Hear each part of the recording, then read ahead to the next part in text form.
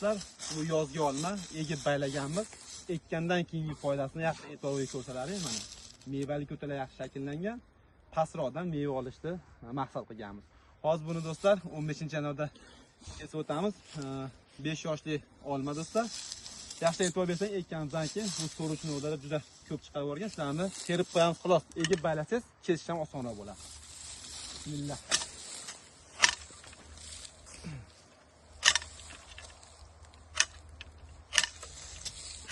Bu yerdan kesganmiz. Kesgandan keyin o'sib chiqqan, bu yerga mevali ko'talar shakllanyapti. Yana bundan keyin xudo xolasa yaxshi mevaga yotadi do'stlar.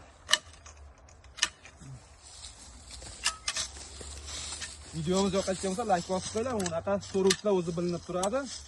Sababi do'stlar, meva ko'tay bo'lmaydi. Ana 1 yillik novda bu so'rovchi deyiladi. Mana mevali shoxi yo'q.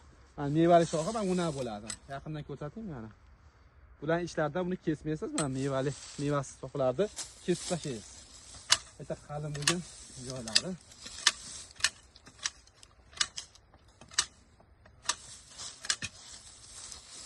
Qaytaramiz. İçeri gittim. Shoxlarni. Bu yerda ham so'rovchilar bor. Ana ham burada qaytaryapmiz.